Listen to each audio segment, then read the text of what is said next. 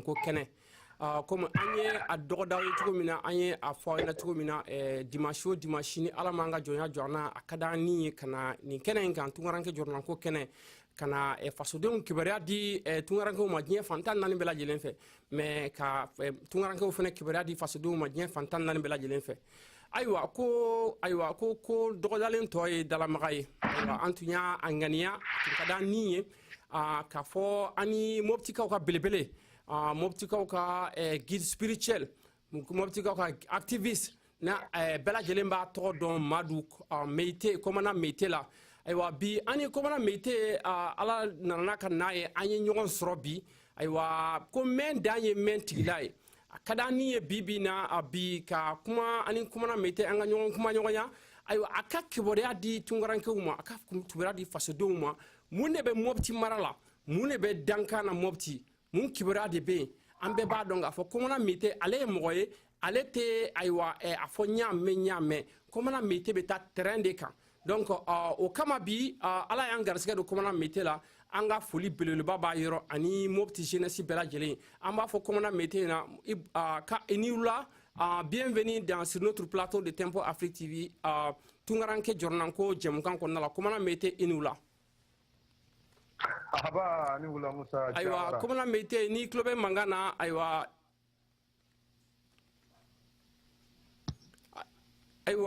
anga nega karafu juruma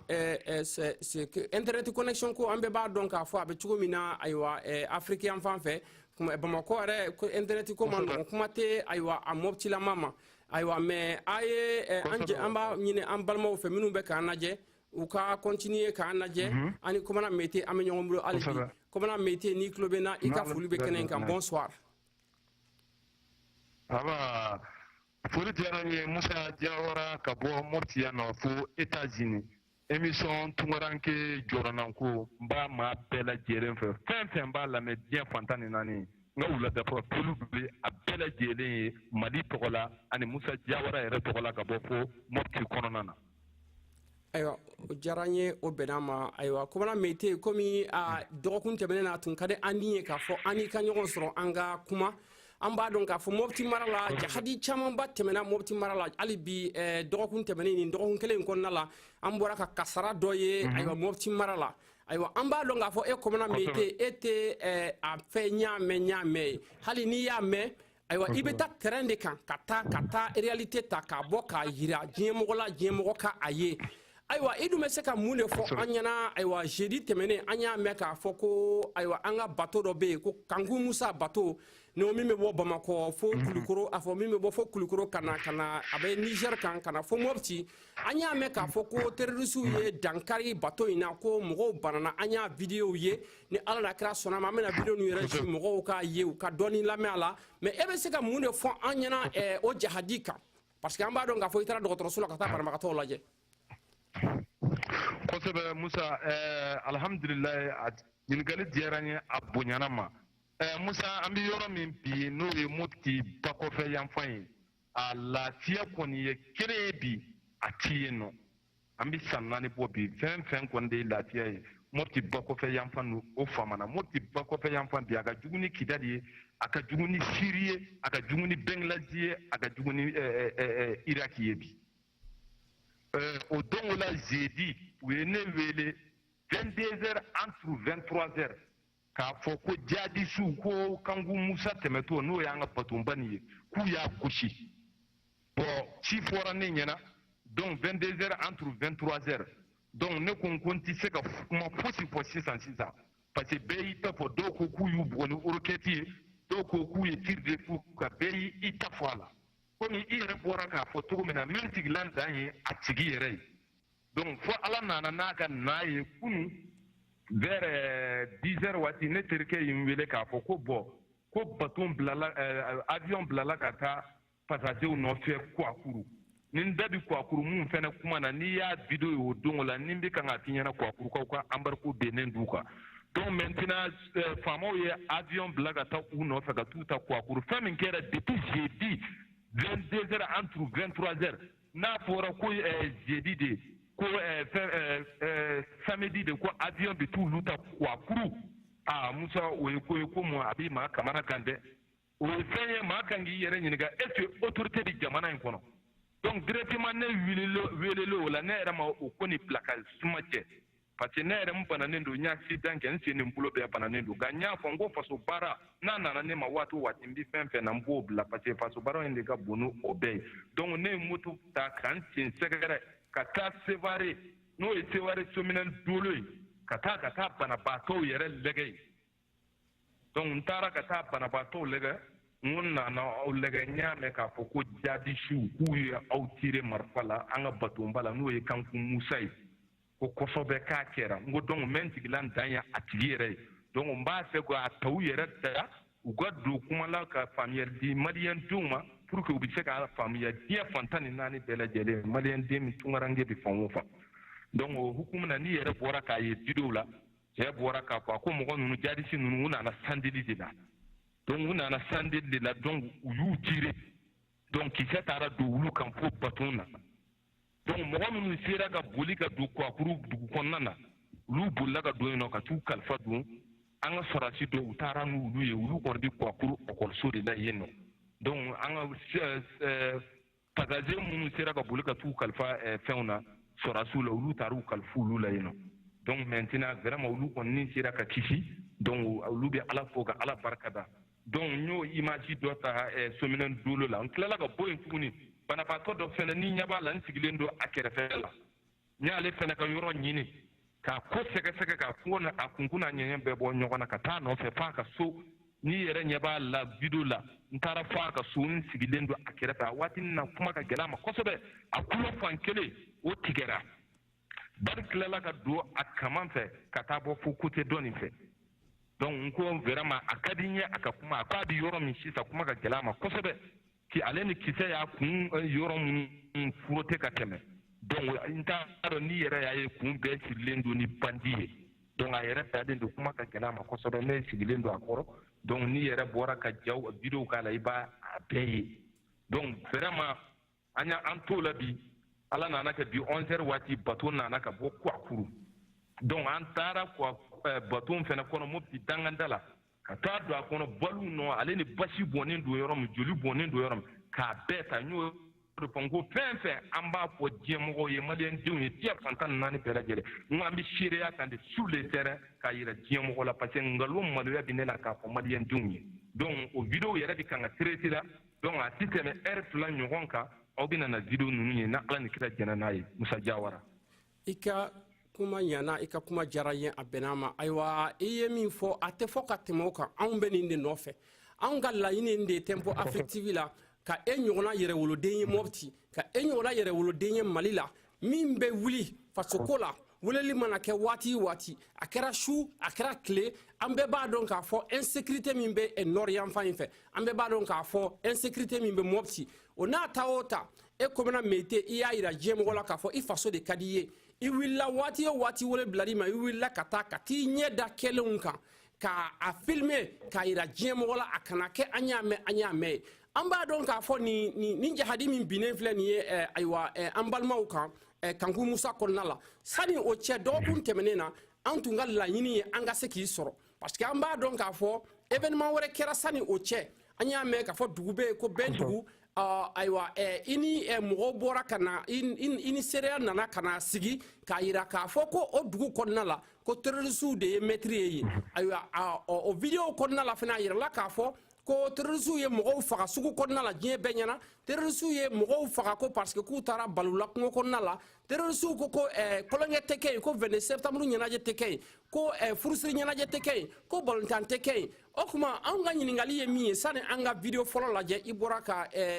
attaque min fɔ sisan n'o kɛra Kangui Musa la a ka d'an ye an ka video in jouer ayiwa mɔgɔw k'a ye u yɛrɛ ka dɔ faamuya la hali n'an ma video nin bɛɛ jouer an bɛ dɔ jouer mɔgɔw k'a ye u ka dɔ faamuya la mais sani an ka video jouer an b'a fɛ k'an da don waati filanan dɔgɔkun min dar'o kan dɔgɔkun min tɛmɛna san'o cɛ ayiwa n'i bɛ se ka mun de fɔ an ɲɛna i balimakɛ min an balimakɛ min bozo don n'a bɔra ka na seereya kɛ aw ɲɛna k'a fɔ ko ayiwa vraiment ale ka nin ka dugu ye bɛn dugu ye mais hali an bɛ nɔ min na ayiwa jihadisiw bɛ bɛn dugu ayiwa gouvernement b'a kalama sɔrɔdasiw b'a kalama u bɛ sɔrɔ yɔrɔ min na ka da mun kan sɔrɔdasiw tɛ taa la ka taga ninnu kama ka taga u ala jugu ninnu gɛn ka bɔ bɛn dugu o tuma bɛn dugu tɛ Mali dɔ ye wa an b'a fɛ i k'i da don o la i ka dɔɔni fɔ an ɲɛna o la sani an ka video fɔlɔ lajɛ fɔlɔ ka segin ka na an ka jɛmukan kɔnɔna la kosɛbɛ Musa hali bi ɲininkali diyara n ye a bonyana ma hali bi Musa n b'a ɲini Alahu Taala fɛ Ala ka Mali basigi Ala ka Mali basigi i bɔra ka o mun ɲininkali kɛ n na sisan n'o ye Kuwakuru ye Musa vraiment ne yɛrɛ b'a fɛ i ka appel lancer dɛ Kuwakuru embargo de bennen don Kuwakuru kan depuis seli don fo ka n'a fɔ an filɛ nin ye don min na sisan embargo de bɛ Kuwakuru kan kurun ti don kurun ti bɔ balo ti don balo ti ka foyi ko o sababuya kɛ mun ye k'u t'u ka ɲɛnajɛw kɛ o ye ɲɛnajɛ jumɛnw ye kɔɲɔ ɲɛnajɛw denkuli ɲɛnajɛw bolokoli ɲɛnajɛw a bɛɛ b'a la donc seli don u taar'u nɔfɛ k'a fɔ k'u t'u ka ɲɛnajɛ kɛ parce que olu ka dugu la n'o ye Kuwakuru ye u ka bogotigininw u bɛ t'u ka maminɛcɛw fo donc n'u taar'u ka maminɛcɛw fo u bɛ wari d'u ma donc kɛnɛjɛ dɔ de fɛnɛ b'olu bolo k'u ka dugu la i n'a fɔ o ye laadala yɔrɔ ye dugu yɛrɛ ɲɛnajɛ n'a fɛn bɛɛ bɛ kɛ yen u taar'u sɔrɔ yen nɔ jadisi ninnu taara ka t'u sɔrɔ yen nɔ o la k'u kana ɲɛnajɛ kɛ ko ɲɛnajɛ ti kɛ yen nɔ dugutigi yɛrɛ denkɛ nana o la ko ɲɛnajɛ ti kɛ yen nɔ yala o tuma mun de kɛra yala an bɛ taa min aw ko an kana télé je aw ko an kana arajo lamɛn aw ko an kana misigi lamɛn o tuma mun de kɛra sisan kɔni o tuma an tɛ malidenw de ye wa ou bien mun de bɛ yen nɔ sisan k'a ti kɛ donc maintenant u ko k'a ti kɛ mun na donc sisan Kuwakuru ka jeunes yɛrɛ bɛɛ bɔra sisan ka n'u jɔ donc maa 8 de nana maa 8 fɛn fɛn nana Musa ils sont armés jusqu'aux dents wa armés de don jusqu'aux dents donc sisan jama y'u kori o la sisan o ni dugutigi yɛrɛ den u fɔra ɲɔgɔn kɔ donc u ko k'olu bi taa ka na n'u taara ka n'u sɔrɔ yen nɔ donc u b'u bɛɛ fa dugutigi den ko problème t'a la ko na Ala sɔnna ko n'olu de ta y'u ni ye ou bien n'olu de ye Ala ye u bɛna n'o dɔn donc maintenant u bɛ t'o la sisan denmisɛnninw ye u ye c'u la denmisɛnninw ye u ye c'u la mun na sisan o ma bɛn o ma donc Kuwakuru ka jeunes fɛnɛ u fɛnɛ y'u labɛn ko jihadistes k'u tila ka taa ka na n'u taara ka na n'u nana n'u sɔrɔ yen nɔ donc u b'u bɛɛ faga donc Kuwakuru ka jeunes fɛnɛ y'u labɛn bere bɛ mun bolo BC bɛ mun bolo Tiko kelen bɛ mun bolo donc u y'a fara ɲɔgɔn kan est ce que i y'a faamu donc dès maintenant yan'u bɛ na o la donc ninnu fɛnɛ y'u ka décision ta donc n'u nana u bɛɛ de bɛ sera ka kɛ su ye donc maintenant an nana to o la sisan o y'a sɔrɔ u ka jeune sincère dɔ bɛ yen nɔ donc o bɛ to ka taa kungo kɔnɔ donc n'o y'u ye n'o nana dugu kɔnɔ u b'a fɔ k'ale y'u ye yan k'u regroupé len don donc u ye kangari d'o ɲɛna k'a fɔ o ɲɛna ko donc a bɛ to ka na Kuwakuru dugu kɔnɔ ka n'a fɔ k'a b'olu ye ko n'a ma fɔli dabila k'u b'a faga donc o fagali in de dɛ u taara cɛ sɔrɔ sugu la Musa sugu donnen dɔgɔ don ka taa cɛ sɔrɔ yen Musa diɲɛ bɛɛ ɲɛna k'a sama ka bɔ jama jala k'a da ka kisɛ k'a la k'a faga ko ti ma bɔ a la ko hɛrɛ bɛ se hɛrɛ wɛrɛ bɛ bɔ a kɔ est ce que i y'a faamuya donc maintenant filanan fɛnɛ u y'o faga mun na filanan fɛnɛ u k'o ma de parce que u y'u to nin bɛɛ la Kuwakuru u taara don Kuwakurukaw ka foro la n'i y'a mɛn foro n ko ji de ko don moteur belebeleba ninnu donc olu de bɛ ji sama ba la ka na n'a ye terminusiri kɔnɔ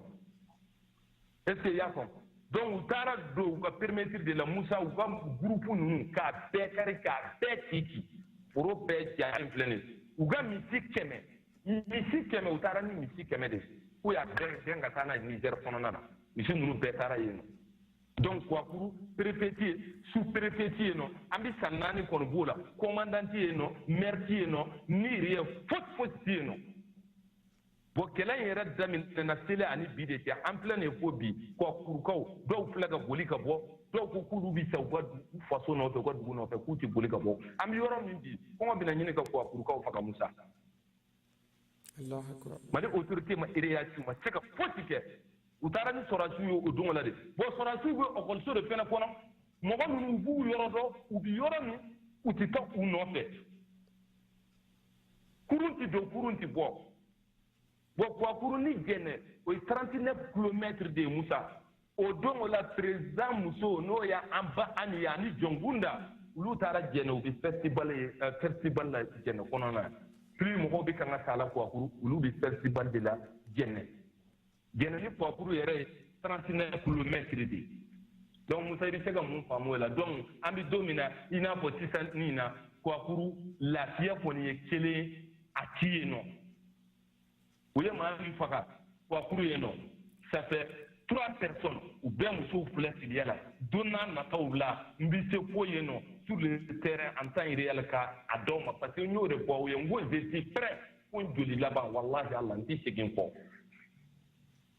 donc faso in mago jɔra na waati o waati n b'u ka bila la pour que ka tiɲɛ yira aw tunkarankew la diɲɛ fantan ni 4 parce que nkalon cayara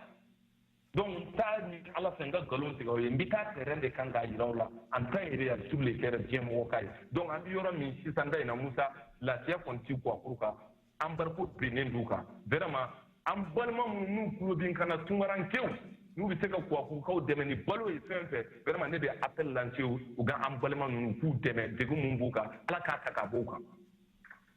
voilà Musa. I ka kuma ɲɛna i ni ce i ni baraji i ka nin kuma la ayiwa a tɛ fɔ ka tɛmɛ nin kan nin de kama a ka di anw ni ye ka i sɔrɔ komana meyite nin de kama a ka di anw ni ye mɔgɔ maliyɛnw tunkarankew diɲɛ fantan 4 bɛɛ lajɛlen fɛ mɔgɔ ne bɛ tempo Afrique TV lamɛn i k'a mɛn i k'a ta sun kɔrɔ ne Musa Jawara ne bɛ se k'a fɔ ne ye télévision na baarakɛla ye ne bɛ min fɔ o ye min mɛn mais an k'a mɛn komana meyite yɛrɛ da o ye mɛn tɛ tɛmɛ o kan komana meyite de bɛ terrain kan komana meyite de bɛ taa ka taa filmage kɛ mɔgɔw y'a fɔ o tɛ komana meyite ta ye ale bɛ taa de a bɛ seereyaw bɔ k'u jɔ ayiwa i bɔra ka Kwakuru ko kuma min fɔ nin ye a bɛn'a ma a diyara n ye parce que ne yɛrɛ kun ka kuma la ayiwa comment ko ji min fɛn bɛɛ bɛ fili ne filila k'a fɔ ko Bɛndugu Kwakuru de kun ko don n y'a dɔn fɛnɛ i ye n ka kuma faamuya k'a fɔ n kan bɛ Kwakuru de ma mais Mopti yan fan fɛ an b'a dɔn k'a fɔ Amadu Kofa bɛ yen Mopti yan fan bɛ an ye kibaruya fɛnɛ mɛn tuguni k'a fɔ ko Amadu Kofa kelen in bɛ yen ko ayiwa ko a yɛrɛ ye dɔ de faga pour que a ka se k'o muso ta muso filanan ye an ye kibaruya caman mɛn mais a tiɲɛ n'a nkalon an t'a dɔn a tiɲɛ n'a nkalon an bɛ se k'a sɔrɔ cogo jumɛn an bɛ se k'a sɔrɔ laadiriw de fɛ komi e ni ɲɔgɔnna siw an bɛ se k'a sɔrɔ fasodenw de fɛ komi e ni ɲɔgɔnnaw minnu kɛlen don k'u ni bila ala ma ka faso kuma bɔ ka taa tiɲɛ ta k'a dan kɛnɛmaya k'a yira diɲɛ mɔgɔ la diɲɛ bɛɛ k'a ye sani an ka continuer n'an ka jɛmukan ye a ka d'an ni ye an bɛna miniti 3 ɲɔgɔn si kɛ an bɛna video fɔlɔ in lajɛ i ye video min bila kunna sini an kɔrɔ i ye video min caman kunna sini an kɔrɔ ayiwa min ye ayiwa attaque min kɛra Kanku Musa bato la ayiwa mɔgɔ minnu bɛ dɔgɔtɔrɔso la u yɛrɛ i y'u interview min kɛ an b'o miniti 3 lamɛnli kɛ an bɛ tila ka segin ka na yan tuguni ni ala ka jɛn ye i ye Kwakuruka min wele ka na n'a nana ka na sigi ka seereya kɛ an b'o fɛnɛ ka video k'a la miniti dama dama mɔgɔw k'a ye u k'a dɔn k'a fɔ min don ayiwa nin kɔni ye welewele bilalen ka taa fasoden bɛɛ lajɛlen ma diɲɛ fantan 4 bɛɛ lajɛlen fɛ fasodenw Kwakurukaw mago bɛ dɛmɛ la Kwakurukaw mago bɛ dɛmɛ la bi u mago bɛ dɛmɛ la sini ayiwa Mopti région mɔgɔw bɛ dɛmɛ la ka d'a kan an ka faso ye k'u janfa ka d'a kan faso y'a yira gouvernement y'a yira k'a fɔ ko fasodenw tɛ ni fasodenw don tɔw bɛ lakana cogo min na u tɛ se ka labila ten mɔgɔw kana kanu lajaba don o don mɔgɔw kana kanu lebu don o don mɔgɔw kana u musow faga k'u bingaki u musow kan k'u musow bɔsu la don o don ayiwa gouvernement k'a fɔ k'u t'a kalama u b'a kalama dɛ gouvernement ɲɛ b'a la mais u ma kala ta k'a sɔgɔbɛw ɲina ka bɛn a ma n'a sɔrɔ o ye fɛn ye ko mo be se ka gouvernement ko fasodo be se gujigi da gouvernement minka aywa salam alaikum aflani na ya soro rete gouvernement fene ko mo mangi jigi da gouvernement minka aywa salam alaikum a solution te mo wore bolo a solution me en malien yere de bolo parce que amba don ka fo kalafli na todo aywa sada nga continuer nga jemu kan amena ni ika video follow laje doni amena minute saba nyon shike o lajeli la ame sengana yan parce que nyingali ma ban folo amba don ka fo Amadou Dioum nale tum nele no terroriste fe INPC barakela ambena o nyingali fene tenguila aywa anga ni video laje minute dama dama ame tlaka sengana ni kena inkaya ame continuer nga jemu kan kanata roshi to itorola amena video na bedoni regardons cette vidéo et nous reviendrons dans ce studio. Voilà. Urgence docteur fana tunan kan sisan ni kuma mununu me depuis o dongo la ka fɔ ko jadusu ya an ka baton ba gosi parce que bi mun kɔnɔ bon ma sɔn ka kuma in lakali parce que diɲɛ fɛn o fɛn ne y'o fɔ aw ye maliyɛn minnu bi faransi maliyɛn minnu bi États-Unis maliyɛn minnu bi Italie maliyɛn minnu bi Espagne maliyɛn minnu bi Angleterre maliyɛn minnu bi Suède Congo fɛ Gabon Sénégal diɲɛmɔgɔw bɛɛ aw ye nin urgence nana sisan fila ka taa la Mopti Sévaré hôpital ba de la Sominène Dolo a fɔra n ye ko Kouakourou mun y'a video kɛ n y'a bila a fɔra n ɲɛna ko Kouakourou embargo bɛnnen d'u kan kurun ti don kurun ti bɔ ko baton kana tɛmɛ yen kurun kana tɛmɛ yen fosi kana tɛmɛ yen a dɔ filɛ nin ye sisan n taatɔ la filɛ nin ye baton de bi kan ka tɛmɛ nka jeudi don su ka dugu jɛ vendredi la u ye baton ni u y'a gosi maa duuru olu banana na n'a fɔra depuis jeudi su fo sisan samedi an filɛ nin ye samedi 14h yan fan de la bi de Mali autorité ye avion bila ka t'u nɔfɛ u nana n'u ye Sévaré hôpital ba la Sominène Dolo Kouakourou yɛrɛ ni Diɛnɛ ça fait 39 km n'a fɔra an filɛ nin ye sisan yɔrɔ min na Jɔnkunda ani président muso an ba ani olu de filɛ nin ye festival la Diɛnɛ kɔnɔna na an balimaw n'an sinjiw de filɛ nin ye ba kɔfɛ u bi kan ka sa la ka bɔnɛ n'u ni na ka bɔnɛ u ka nafolo la n'a fɔra Kouakourou ni Diɛnɛ 39 km dɔw filɛ nin ye festival la yen nɔ y'a dɔn ninnu kɔni mago ti population na y'a dɔn population jatelen ti ninnu bolo donc maintenant commandant mina a sen bɔ a yɛrɛ kɔrɔ cogo bɛɛ la pour que ka se ka taa Sévaré hôpital ba ye n'o ye Sominène Dolo ye ka taa tiɲɛ yira maliyɛn denw na diɲɛ fantan ni naani bɛɛ lajɛlen tiɲɛ yɛrɛ kɔnɔna na hakɛto bɛ nin kan salli ala muhamadi an balimaw assalamu alaikum hali bi an n'aw ka guide révolutionnaire man kan n'o ye commandant militaire ka bɔ Mopti kɔnɔna na n y'o de fɔ n ko fɛn fɛn an b'a yira maliyɛnw na diɲɛ fantan ni naani an bɛ seereya kan de sur le terrain k'a yira diɲɛ mɔgɔw la donc an y'a mɛn k'a fɔ an balima dɔw k'u bɛ bateau na u bɛ taa la u ka dugu la ko jadisiw bɛ n'u kan donc an y'o de fɔ n bɛ n tigila n dan ye a tigi yɛrɛ donc n ye n sen bɔ n yɛrɛ kɔrɔ ka na fɔ Mopti hôpital la ka na u yɛrɛ lajɛ n balimakɛ i salamu alaikum e tɔgɔ ni jamu Mahamadu Touré donc an b'a fɛ i k'i da don ko kɛra cogo min na pour que i bɛ se ka kunnafoni di maliyɛn denw ma diɲɛ fantan ni naani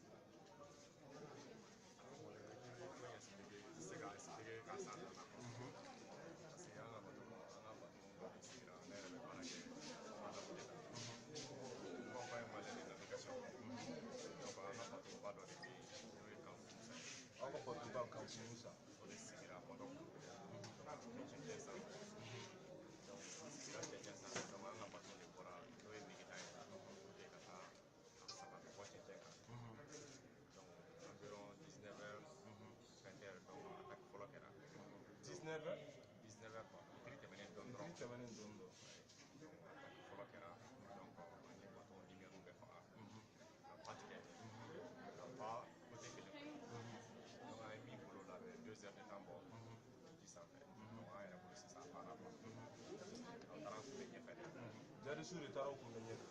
taara kun bɛ ɲɛfɛ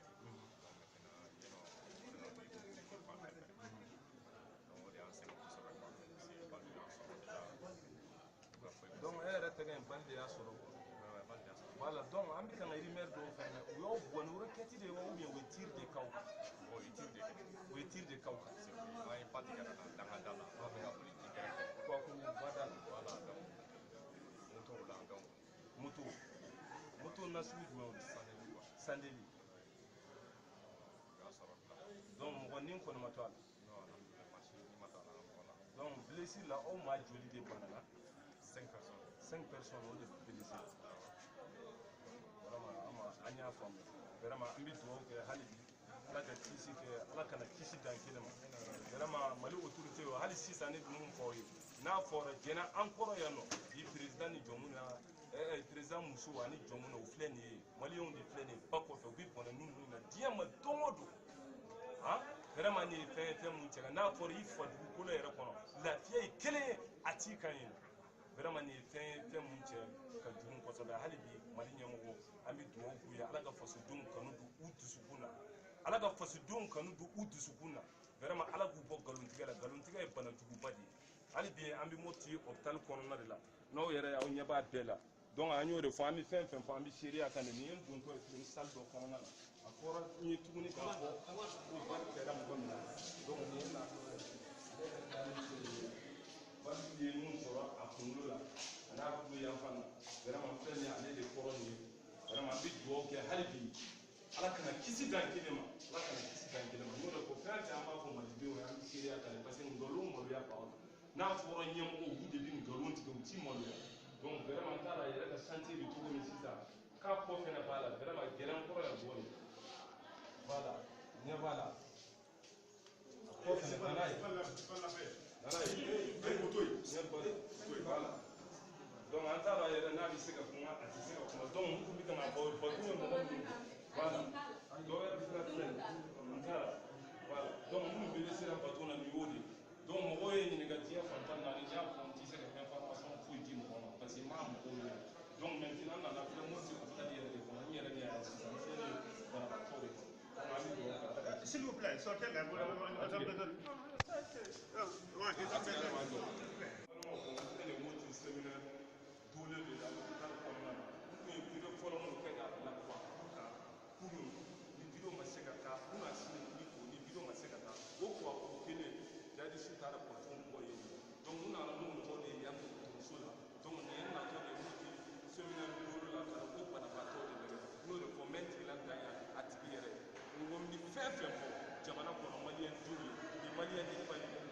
les États-Unis, les Maliens de New York, les Maliens de Congo, est-ce qu'on est aywa bon ni tun ye komana meite aywa a tun bɛ hôpital dolo de Sevare la a taara ka taa banabagatɔw lajɛ banabagatɔ minnu banana aywa Kanku Musa ataki senfɛ aywa an y'o de fɛnɛ fɔ ɲɛna hali bi ni ja ninnu bɛ ka tɛmɛ komana meite ale tɛ mɔgɔ ye min b'a fɔ n y'a mɛn men dan ye men tigila ye nin ye aw yɛrɛ ye nin ye aw ɲɛna komana meite wulila ka taa terrain kan ka taa information ta ka kuma sɛgɛsɛgɛ pour que an ka kuma tiɲɛ na ngalon dɔn ka bɔ ɲɔgɔn na ayiwa an activiste ba tan kelen bɛ bi an bɛ kuma Facebook kan an radio an telemɔgɔ ba tan kelen bɛ bi an bɛ kuma télévision sow la radio somula mɔgɔ ba tan kelen bɛ bi an bɛ kuma mais an bɛ kuma an ka kuma ye an y'a mɛn de an ye min mɛn an b'o de lakali mais komana meite o de bɛ différence bɔ ale ni cɛw ni ɲɔgɔn cɛ ale bɛ taa de a ni fililen don gouvernement yɛrɛ tɛ se ka se bada la Mopti gouvernement tɛ se ka ba tigɛ ka taa yɔrɔ bɛ yɔrɔ la ka taa ye mais komana meite bɛ olu yɔrɔw de la ka taa seereya ɲini ka na n'a ye k'a yira diɲɛmɔgɔ la diɲɛmɔgɔ k'a ye ayiwa komana meite an bɔra i ka video lajɛ sisan i ye min kɛ ayiwa hôpital dolo de Sevare la ayiwa sani an ka continuer n'an ka babu ye sa ayiwa a tun ka d'an ye hali bi an ka ɲininkali k'i la ɲininkali jumɛn y'o ye parce que an b'a dɔn i sɔrɔ man di ayiwa an y'a ye fɛnɛ i ye kuma caman kɛ an y'a ye i ye video caman kɛ an balimakɛ min bɛ yen n'a bɛ fɔ a ma ko Amadu Jum n'ale ye INPS baarakɛla ye ni ale tun minɛlen don terrorisiw fɛ ayiwa nin waati in fɛnɛ kɔnɔna la an bɛ yɔrɔ dɔ bɛ yen n b'o fɔ ka o perepere latigɛ ayiwa ne ye n ye jɛmukan min kɛ dɔgɔkun tɛmɛnen na ne hakili la Jimi fɛn bɛɛ bɛ fili n filila n y'a fɔ k'a fɔ ko Amadu Jum tun minɛlen don ayiwa terrorisiw fɛ san 2 mais o tun tɛ hakilinata ye kuma dɔ bɛ yen a b'i kɔnɔ ani min bɛ bɔ i da fɛ o tɛ kelen ye Amadu Jum tun minɛra terrorisiw fɛ ka kalo 5 kalo 6 ɲɔgɔnna si kɛ a tun bɛ terrorisiw bolo ayiwa Amadu Jum ka bilali an y'a ye komana meite de ka page kan Amadou Dioum ka blali komana mete de ye a mineli ko kuma fo ka video ke ka a muso bo kata saga di ama selila ka fembe ke aywa ala kitira la Amadou Dioum la blara Amadou Dioum blalen tuguna ye komana mete a segna tuguni kata Amadou Dioum fe kata video ke ka ira jiem wala ka fo ka blara aywa akadanye bibina ibe se ka mune fo yana Amadou Dioum ka mineli ani aka blali kan aywa anga gouvernement uye mun de mekele ne ke Amadou Dioum ye de pa minera we mun de mekele ke Amadou Dioum ye de pa blara aywa kuma bi bolo komana mete Jawara halbi ala kan to nyogon ye kiramanto yala ala kan mali basike ala ka aga ala ya koson junmu ni flaga nyiniga aga kuma la sisa nyero yo o de finyana ngo femfe mba fo bi sheria kandi junu minana musa anga moti député ou bien député mo saba député folo o ye RPM député ale toko de pelko samaseku di besuka député flana o toko de ko samba yata sai ale du sukura sevare kerefe député sabana ale toko de ko Sidi Ahmed Jara ale bi bo anfe ya moti ale ye fenga noro blay juro yerna ngure anga député mum bana salon seliba ale fatura faransi una nana ye ko moti anya ga janaja ke ala mahina la ka dayrosma Sidi ninde kera ale kan noro la blay antale kala filla ade man chebola est-ce que ya fam bo jun minana kana se kalo fo kalo woroma musa nga ni député saba nunu mu sienta kata jun muso lage jun muso yere ya fo ko député bel ko sama seku ko balma ya bu ni nyokonche donc ubina va bonde essence pour mobile climatisé V8 dumona ka bo fo mo ko kana ya no ka musa u tesara ku sienta kata fo hal jun muso ma aka yere faka umake ne dale nga video foloke kata junu muso nyinega video flana yani mbita oke nyoro banga moti mer ale toko de ko Isa Kansai atara saga di junu muso makaka keni seli sagai pasi nyoro fo ngoni mum fena kera o ka fo Musa antati makui antati panti koi antati posi Musa ba mali ba kunya ala kan mali njo ala kan mali mbashigi billahi ala wodi amina donc nous le mun fene ke ambo fo Isa Kansai koni moti mera le tara mu sagati dum soma a part saga ama do were koni atara ni munye na nyo ye anyo me anya ko die mo yayi donc anga débité o ma seka ta junu muso lege ni rien fo video mo antara ka ta ke junu muso fe no yi video follow nanya bla ni jinu mo die mo yayi junu muso ko gouverneur mo ko ci alema ko ka ta fo ale ko na amana tuguni ka kana so ka kuma amfe parce que video mbu malubo video mbu lewu bo ka junu muso mami do ma hakili sigile no ma famille lendo abi kodo a famille lendo junu muso re bora ka be fo video la muso antaro ni yame ku tara ni waru ye ka ta dale ma dembe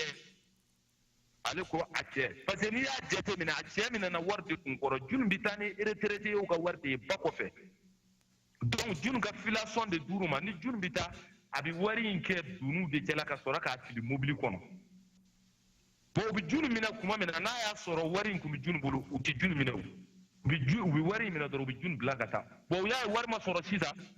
ka fo lu bi perdi fene jun na uti ke uti perdi atla konna war ma soro jun ma soro fla la dola kilen konti yani war ma soro jun bi take ni war kun soro la jun ti taw donc déjà que wari ma soro muna wari ye 2 millions di donc wari ma soro jun bulu muna utara ni juni ka takkalu turu fokal wara jun yore ku bulu président na moti yanno posevare je sen sahel kangata kankangata fe yoro mi woni jun ga so manja président matai adenka karimu keita anana moti amata junu musulege ministre joli nana moti ni sevare kono mata junu musulege ne fe na ala nana naka nayula ko ala yere de jun labo junu yere ya befo video kono ni yere bora ka me musa ko uya le black bon comportement de kama donc na ke junu bla la sisa o musa o fene junu ya o bonya yere atara fo moti gouvernoral kata yira wala katlala katuga baraka yero yere fene na tuguni donc na no na be musa aw bina juta ko bitano yo bomo ko katano e plateau du même sans faire ko bita ke ko ma aw de yo bla ko mo bla la na ko négociation de ou bien ina fo aw de négocier ko ka jun bla uru ma négocier ka jun bla mo ko nu yere de ko jun ko bon comportement kam yo jun bla donc jun bla la doro jun ko mo ko yene wede traitement ni o no goni na mani ani sigima be nyimo to ta fo ci bare ka ta fo jun ka famille ka ta jun sore ka jun mi ne ka yere ya video pay jun duna kuma bela ka expliquer donc ne be video kala donc unana ko président ko ka tan jun ye ko moko yere ñu mana mu de ku mu ko ray ala de bodo era fi era kunti ka nga ko échange de kerawa échange make ni riye fush ne commandant métier de ya te musa ngalondo jadi su yere de bla a jogo kama kuna na so mu fora ma tiete donc ne be mu fo mali autorité wo ku jogo nye junu ga ko ni misali folo doyi donc junu ga ko kera donc au vidéo de blale a musa ne ma la pia soro kwale ne mba ko ni tara ba ko fe dorome tambi bo mali yala yorome bon musa ni ya ne ba ko tara ba ko fe dorome tambi bo mali yala ne nga argument de binyo kono ibi do nga compte kono iba u bien nga page kono uye musokoro ba bu ko ka ko be ticket Allah morti kono ya na ya ndiye kono bi morti kono ya kono bi ke ya jigiri bi ke na jigiri wote ala ko jigiri bi ke ya démissionno anga munu anga génération mala munu bi balan shoka ko nyana jek o bebi ke morti kono ya pour shuru bi ke fembe gati kuida bato fe ka to o yiga jamana ya amar kufa ka kuma na bi boli ya ka sariya de boli Allah halu ye mami nyesiri ki ga ta konyo ke no bien dembu ou bien jigiri ou bien balan so ikison était son halu yi tara Allah akbar Osman Musa mi jamana jumene la am fadu bleur la an la pia lente o ikele Musa ndaka nga sero do fena ma Musa mbata ga nyina ko bin tutunu ga fena kan profiter ka pie Musa kanya ka fena tegunendo bi fem de ulu tata minana kwa kuruta yerenye kanya ale plane jallu bi fante ambar ko de benendu ulu fena kan sa amogo do biya dona na to lo mburu sigi ka video kenu ye ou bien ka u sigi ku basima kanya ko mo fankele un fla morti kono yambi u bolla ko be na nyini ku faka Allah akbar ulu fena ta soro la via teleko de fe sheri do utara ka kanya ka zini kele me ka telephone duma akoka tati waya soro jadi si mo ko sabade na moto la ko aka telephone carte mémoire bo akoka table donc u jera kanya ka zini na kabu donc kanya ka u fena bora kana fara uga zini ka uyu mumbu ka jadi si sabai ku bu ko flako ne kiri kara kele ndo bulla donc wa kele ndo mun bulla donc utara to informer jallu bo parce que jallu be ere yuga chef de yeru ka baji de yuga count de bi nyabi ka bako felaina uga count de ba pela uga kande entraînement est-ce que ya fam donc jadi si fait kanya kaude ka klaga jadi shuga armuta kana na fo moti kona ya gendarmerie la gouverneur ba kalama CB ba kalama kana fo bonye bamba chiwe jadi shu ay jadi do bo foka kan marpata kana na ya no kan marpata bo ay deme do amma kanya mun ko la ka tani kile tan deme ma duma utara ka kanya an circuler jadi shuga chefu mun sigilem do kanya ale ko ni yuga mo faga asara e mo faga di ni yuga mo bana asara e mo bana di ni fem kulu ga mo la ni tuma ndo asara e o tuma kele Allah akbar donc ya kanya ka ko mi shu ulu fana ga ji sama moteru ya be karkari ka kanya ka ko mi shu mi na katana ni dona nga kontu hono ibaye donc tale kanya encercler kanya kadinu anu ko tokorbo munu fena ga kenen munu bi dugu soforo kuna munu bi bili sanfe donc ni so kono ulu bi sokon nana ni baye bere buburo ale ni anga folo tiko kele marfa tiko kele nu o buburo bi kan wote pana musa mali autorité civile do bi kan wala galo te kan réagir musa Osman bi jamana jumene la tane commandant mete ba ko do aywa komara mete ni jemurkan dabora min kama aywa na ala na kira sona ma abena koye abena bo tunguranke sakula abena bo fasodun sakula parce que nyo de fo aywa instrumenti mais nani soro wati be aka gele angi blakata ka soro nyingali ban yoro la aywa kata aywa morti yan fanfe i be min kalama comme i be terrain kan e ka se ka fɛn fɔ ɲɛna o la ayiwa nin ye fɛn ye sa an bɔra ka Gwaku ta mɛn k'a dɔn k'a fɔ hɛrɛ tɛ Gwaku ayiwa an bɔra ka Kaɲakaw ta mɛn sisan ayiwa fɛn min b'u ka degun ni lajaba ni lebu don ayiwa an b'a dɔn k'a fɔ hali Mopti ba dangan yɛrɛ la yen ayiwa mɔgɔw ni de b'u kun kalan tɛ kɛla yen nin dugu nin yɔrɔ fɛn fɔlɔ kalan tɛ kɛla yen mais Komana Meyite an ye kibaruya fɛnɛ mɛn ayiwa ne yɛrɛ ye ayiwa video special k'a kan ayiwa an ye kibaruya mɛn k'a fɔ ko u b'a fɛ ka dankari e ka ɲɛnamaya la ko ka da kan dɔrɔn k'i bɔra k'i taara terrain kan ka taa fɛn fɔ diɲɛmɔgɔ bɛ min faamuya k'i bɔra ka taa terrain kan ka taa kibaruya di tunkarankew ma an minnu tɛ faso kɔnɔ n'an ka faso b'an dusukun na n'an bɛ da ni a hami ye n'an bɛ wuli n'a hami ye e bɛ se ka mun fɔ an ɲɛna o kibaruya kan est ce que o kibaruya min anw y'a mɛn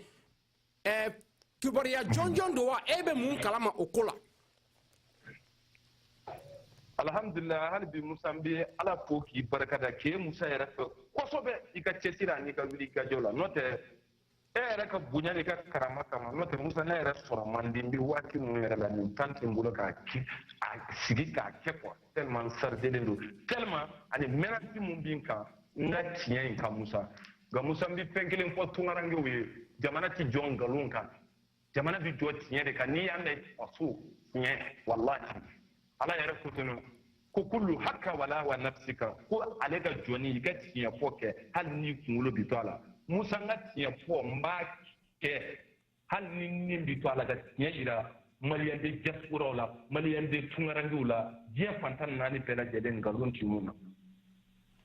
o menace sɔrɔla mun fɛ Musa ko parce que ko n b'a fɔ dɔrɔmɛ 10 i bɛ bɔ maliyɛnya la Musa o ye kelen puis là ale ni ko n b'a fɔ président denkɛ ma mun na bébé doc ale ni l'enfant terrible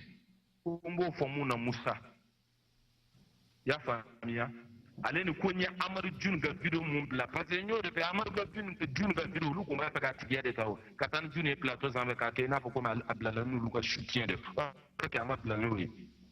donc nin de kama Musa k'u bɛ dankari kɛ n ka hadamadenya la nin de la u bɛ dankari kɛ n ka ɲɛnamaya la nin de la u bɛ n bɔ diɲɛ kɔnɔ donc ne ka menace kun de filɛ nin ye Musa parce que ko n bɛ taa ba kɔfɛ ka réalité minnu yira ale ni ka tiɲɛ minnu yira donc Musa an bɛ jamana jumɛn na mɔgɔ bɛ se ka faga i ka tiɲɛ nɔfɛ ne ka menace de kun filɛ nin ye n bɛ taa ba kɔfɛ ka réalité minnu yira okɔliso minnu kalan tɛ kɛ yen mɔgɔ minnu bɛ fagala yen nɔ mɔgɔ minnu ni bɛ tɔɔrɔla yen nɔ donc ne ka menace kun de filɛ ta Musa Jawara ayiwa i ka o kuma faamuyara comme an y'a fɔ cogo min na an bɛna taa an ka video filanan na sisan an ka video filanan n'o ye Gwakukaw ye ayiwa Gwakukaw ka mɔgɔ bɔra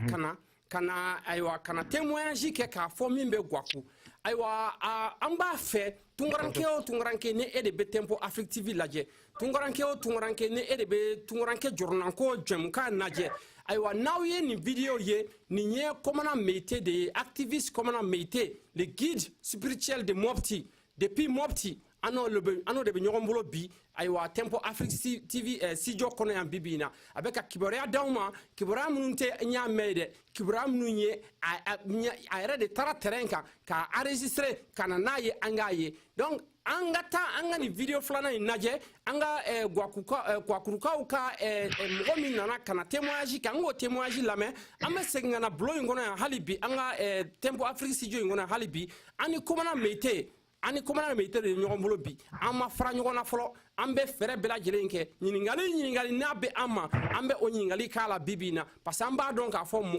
mɔgɔ min don a sɔrɔ man di ayiwa kibaruya min bɔra k'a fɔ sisan tuguni k'a fɔ ko ayiwa an ka gouvernement mɔgɔ ŋaniya jugu dɔw bɛ gouvernement kɔnɔna la mɔgɔ tere jugu dɔw bɛ an ka ba Maliba kɔnɔna la k'olu b'a fɛ ka dankari Moptikaw ka guide spirituel la k'olu b'a fɛ ka dankari Moptikaw ka ayiwa yɛrɛwoloden n'o Komana Meyite n'ale bɛ taa terrain kan ka taa kunnafoni di diɲɛ mɔgɔ ma ayiwa an b'a f'u ɲɛna san'an ka video nin jouer k'u ka sabali ko mɔgɔ i b'a dɔn i bɛ se so la i t'i sigi a nungalan kan k'a boli ko mɔgɔ i bɛ bi la i tɛ sini lakodɔn ko mɔgɔninfin kelen tile tɛ diɲɛ laban i bɛ min kɛ bi o de bɛ sara i ye sini hali n'a ma sara i ye sini i denw a bɛ sara olu de ye donc ani ye welewele ye an ka Tempo Afrique TV studio kɔnɔ yan tunkaranke jɔrɔnanko kɛnɛ kan k'a ɲɛsin an ka jamana ɲɛmɔgɔw ma k'u ka fara yɛrɛ wolodenw na k'u ka fara fasodenw na minnu ta ye fasoko ye minnu ta tɛ wariko ye minnu ta tɛ yɛrɛ yira ye u ka taa u ka tungarankew kunnafoni u k'a dɔn k'a fɔ maliyɛn dan tɛ minnu bɛ mali kɔnɔ ye maliyɛn min bɛ kɔ kan o de bɛ i ŋana caya bi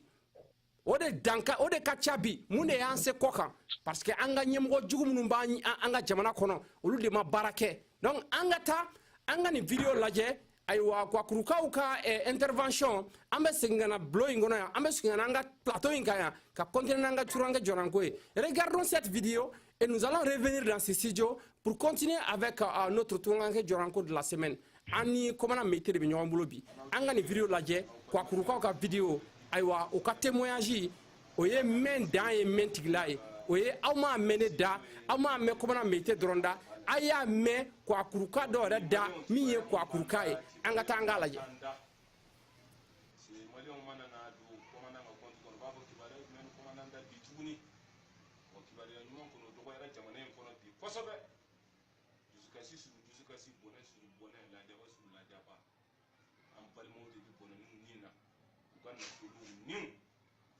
c'est pour cela que n'y a fo mo tien kono ambi fin fo ambi chéri akandi sur le terrain en temps réel quand tien mo ko bela jelen les maliens de France les maliens de Italie les maliens des États-Unis les maliens de Espagne Angola Belgique Sénégal Gabon Congo tien mo be on y bala urgence do tunga kan 600 immédiatement donc maintenant danya atiki yere am balimakɛ dɔ balimakɛ e tɔgɔ ni jamu tɔgɔ ye Kantier Kantier Adama Kantier Nanto Adama Kantier Nanto ka bɔ dugu jumɛn ka bɔ Kwaku ko ka bɔ Kwaku mun ni bi to k'a kuma fɔ waati caman parce que n y'o de fɔ maliɲɛnw ɲɛna n ko ni commandant Mete ani Lamine n bi fɛn fɛn fɔ an bɛ seereya kan di donc a man di n ye ka kuma fu fɔ maliɲɛnw ye nkalon maloya b'an na ala kana barika don nkalon na n y'a ɲini ala ni kira fɛ ala kana anw bila k'an bɛ nkalon tigɛ maliyɛn denw ni diɲɛ fantan ni naani tile kelen ni ne commandant kun ani Lamine an y'a si an ka hɔrɔndenya kɔnɔ an ka maliyɛndenya kɔnɔ an m'an ta yafa anw tɛ se ka taa saya cɛ la ka siran ko mɔgɔ bɛna anw nana se k'an bali an taga ka na an dami ala de ye nin dabara in d'a ma cɛ tɛ se k'a daminɛ ni ala tɛ jiri tɛ l'ale wali kira donc o bonya n'o hukumu kɔnɔna na Lamine yɛrɛ bi yan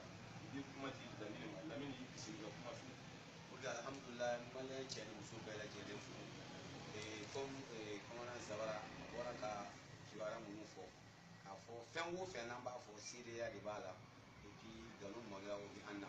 donc o kama an balimakɛ min filɛ an bolo kɔrɔ n balimaw aw bɛna a yɛrɛ de lamɛn parce que mɛn dan ye mɛn tigila ye comme commandant bɔra k'a fɔ n ɲɛna cogo min donc n balimakɛ i tɔgɔ ni jamu fɔ n b'a fɛ kibaruya min di Kwaku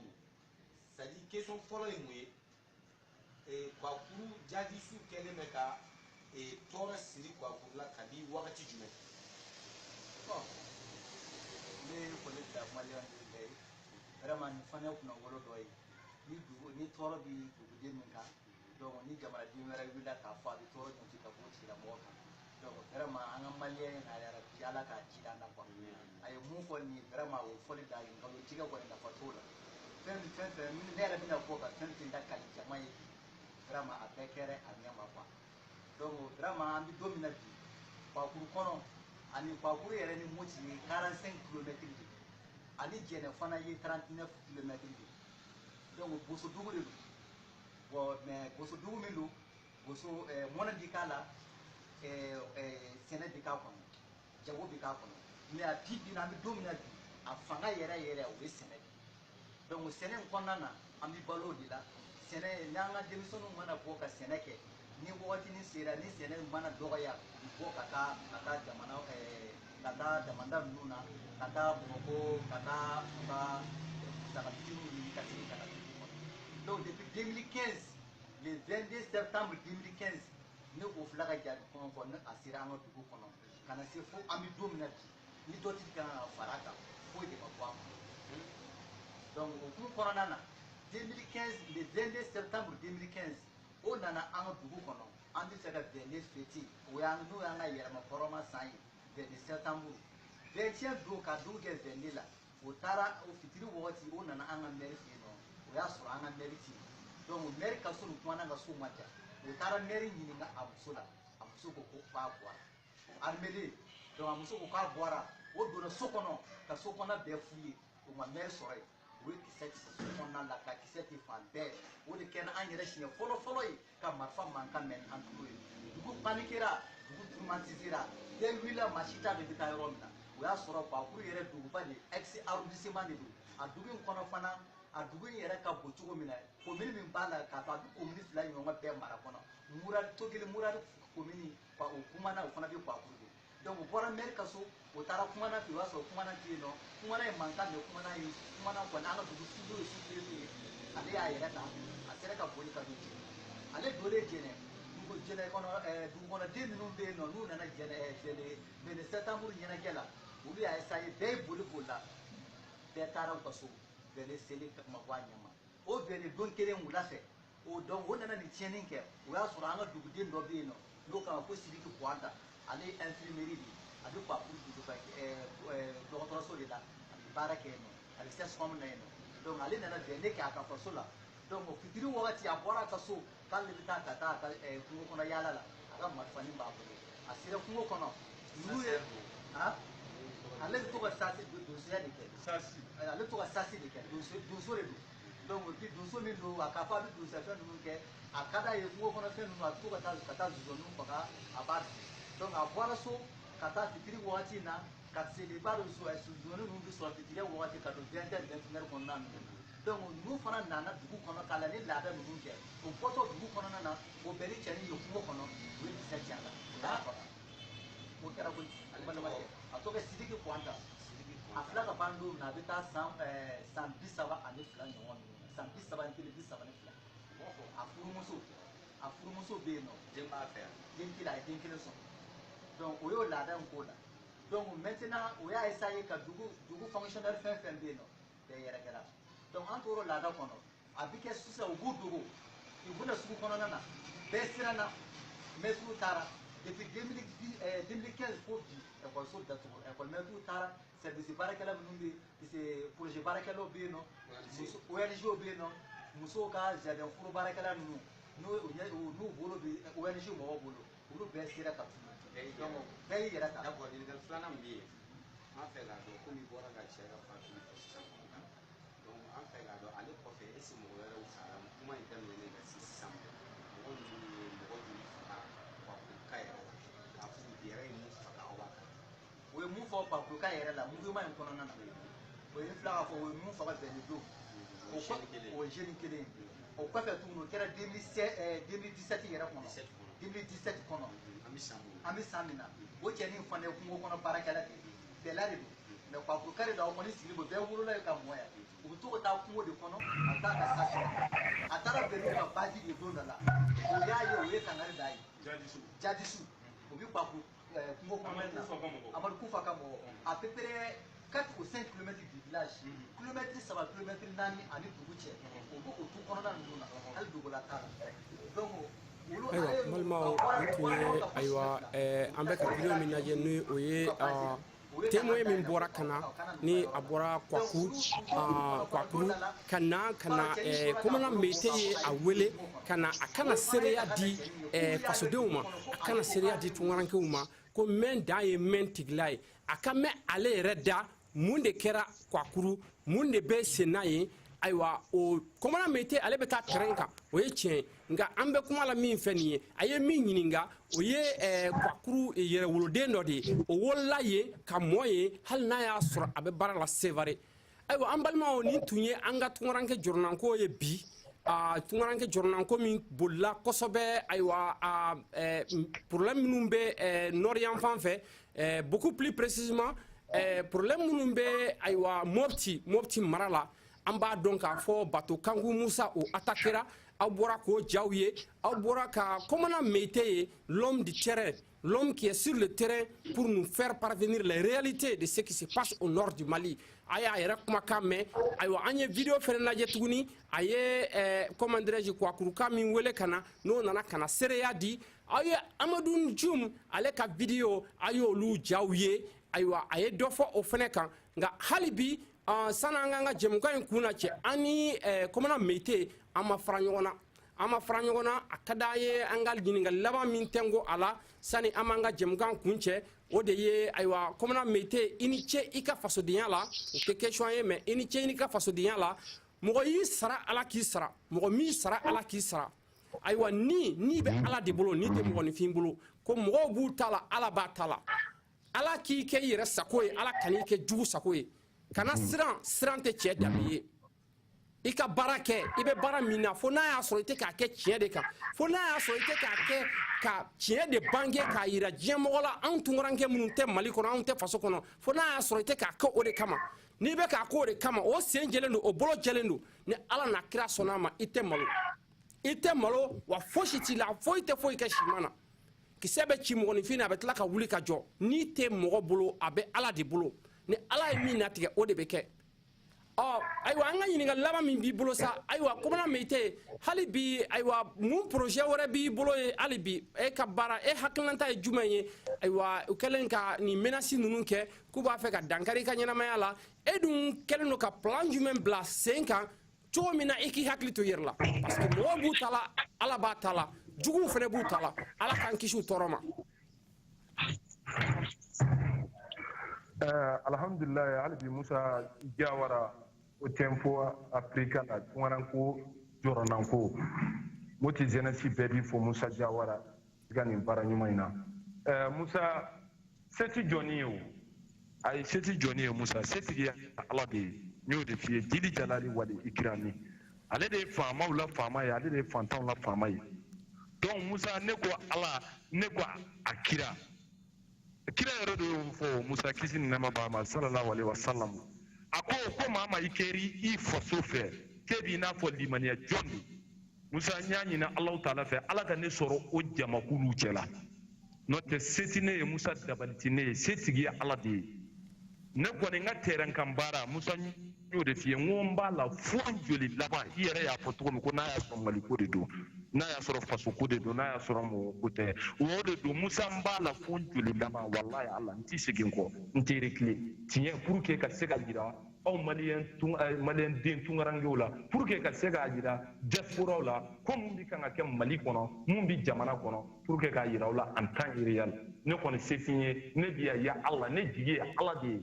ani n ka journaliste kɛ lamini konate an ko ala an ko a kira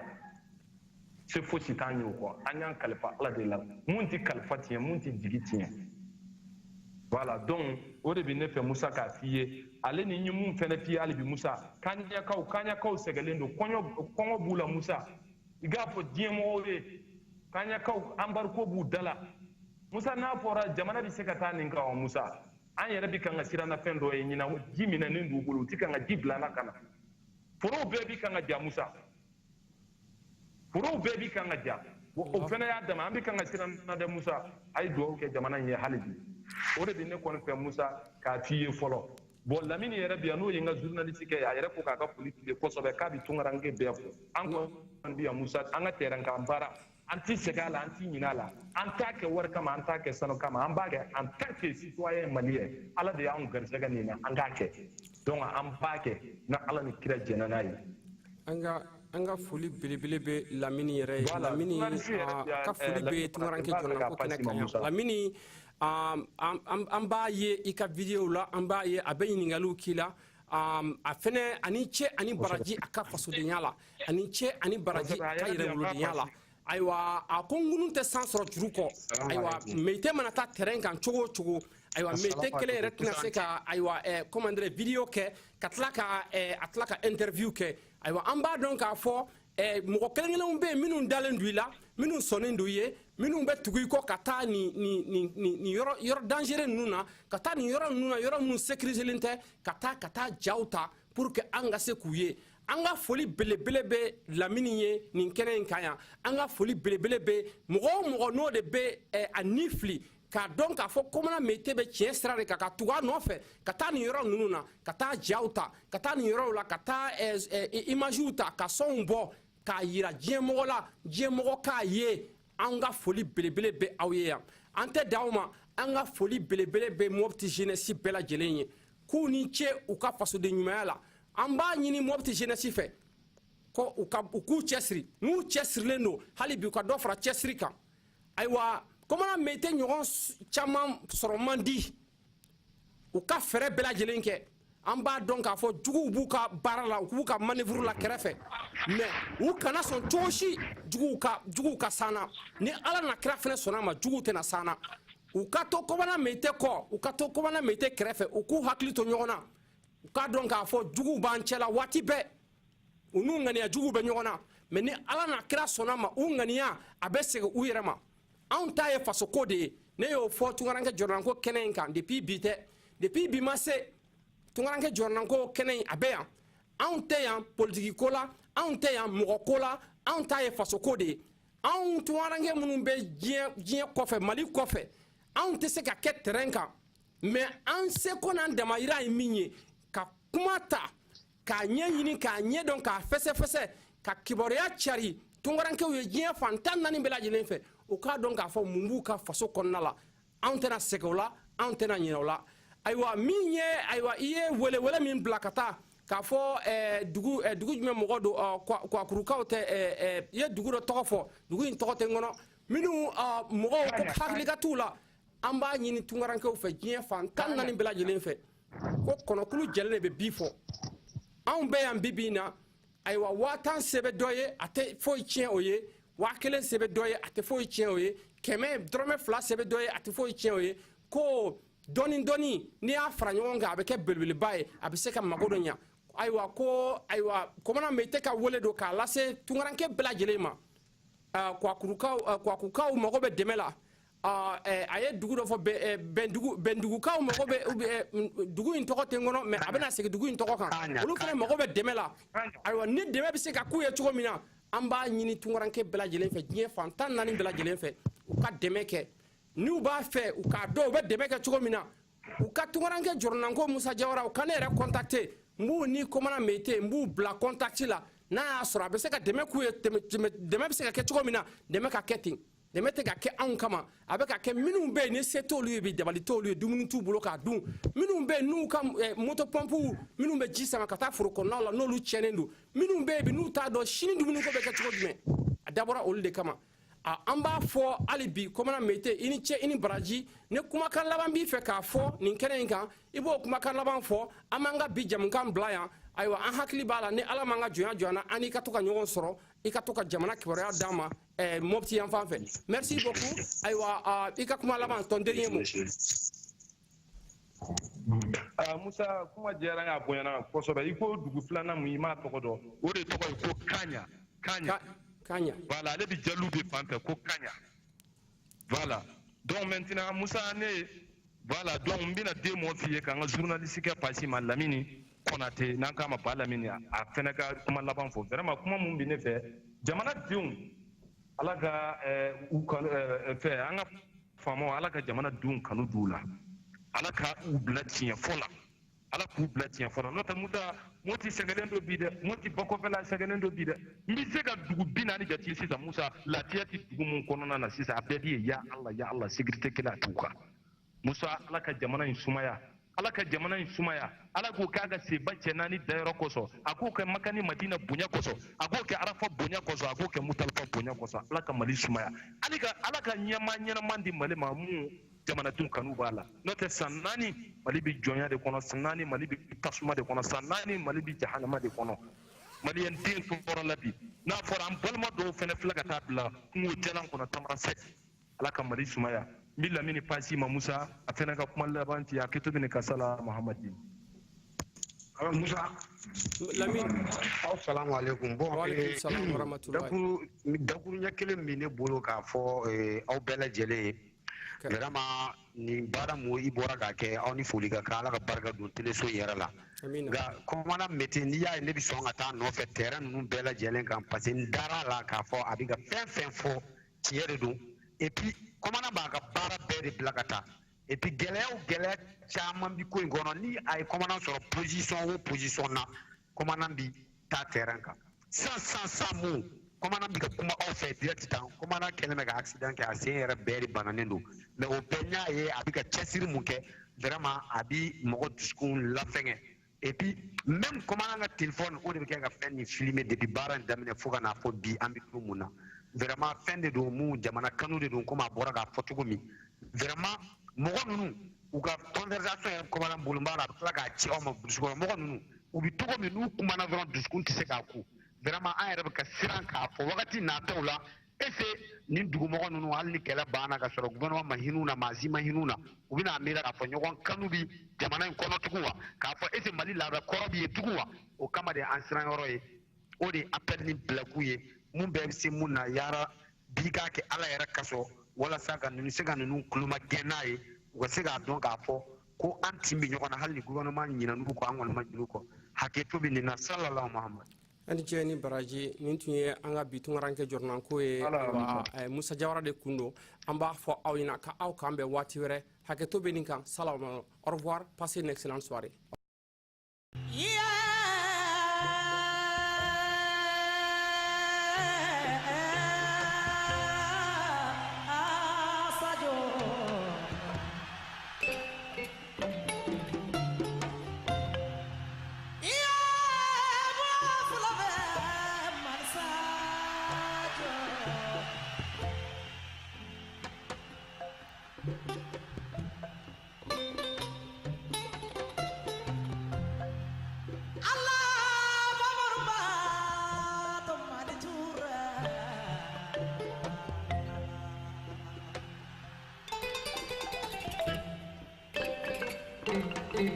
Thank you.